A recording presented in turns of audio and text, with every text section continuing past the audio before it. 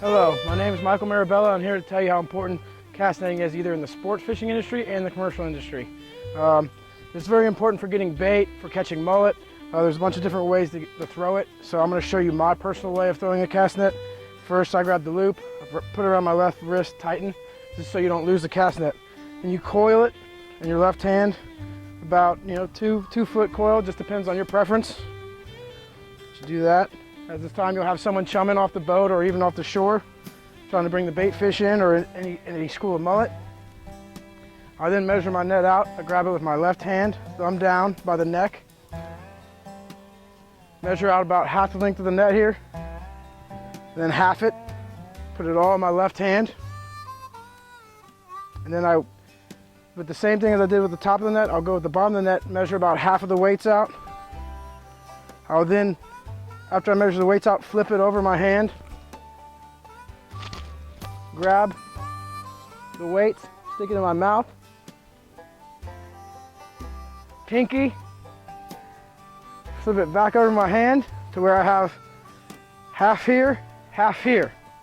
I then cock it around my leg, and I'll use a popping motion to swing this out around my leg.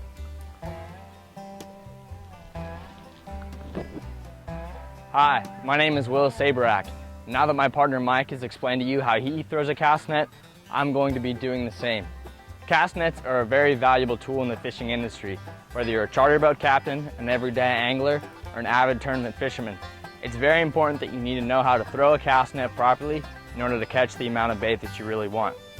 The first step in throwing a cast net is making sure everything is very organized. You want to have a nice clean coil in your right hand or your left hand, whichever you prefer. And you want to make sure that down the net, everything is clean, in order, and not twisted.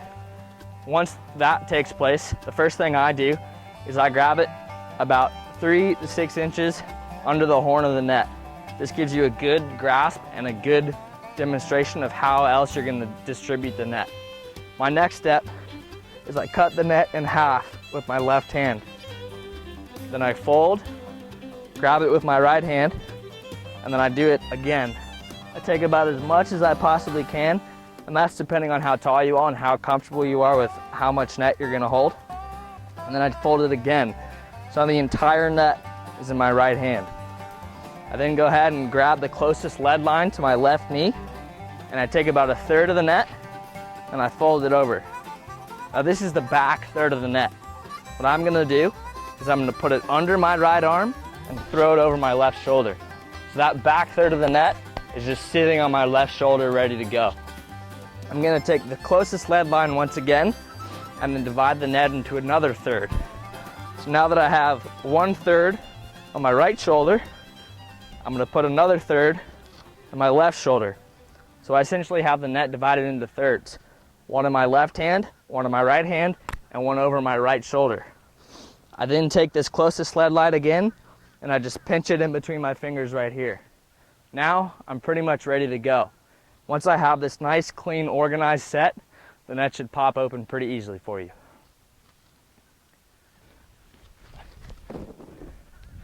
Just like that. So once you've used your net and you're done for the day, the next step you're gonna wanna do is clean it appropriately. The reason why this is super important is because any salt, any mud, any debris left in the net can potentially damage some of the mesh, and even the weights can cause rust. So what you're gonna wanna do is after you've used your net, you're gonna wanna hose it off pretty thoroughly. For this example, we're gonna keep our net dry since we haven't been throwing in any salt water or things like that. But it's very important, no matter when you use it or how many times you use it, that you give it a good rinsing with a lot of fresh water. The next step is, once you've done that, is to let it dry. Get it out into a really sunny area and just give it a lot of time to dry. What this is gonna do is it's gonna allow the net to demold, air out, and it's gonna last you a lot longer that way. Explain to you how to throw the net, how to clean the net, and now we're gonna explain how you store the net. So we're gonna make sure everything's nice and neat, just like before you throw it. We're gonna get the coil. We're not gonna put it around our wrist. We're gonna get nice, neat coils, because we might have some tangles, like so.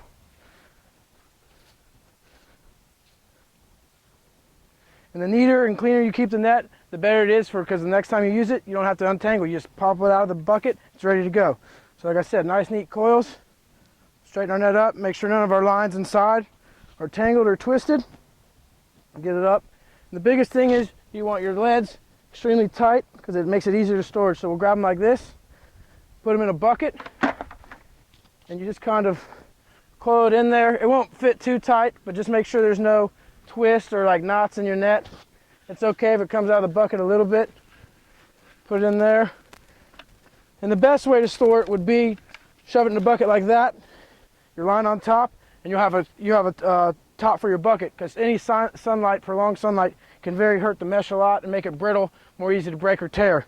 So once you got in the net, you pretty much, if you don't have a top, I suggest keeping it in a shady storage place, like your garage or even like an outdoor closet. But you know, it makes it easy to carry, and then you're ready to go. Just ready to drop it down, throw you out the net next time you're ready to use it.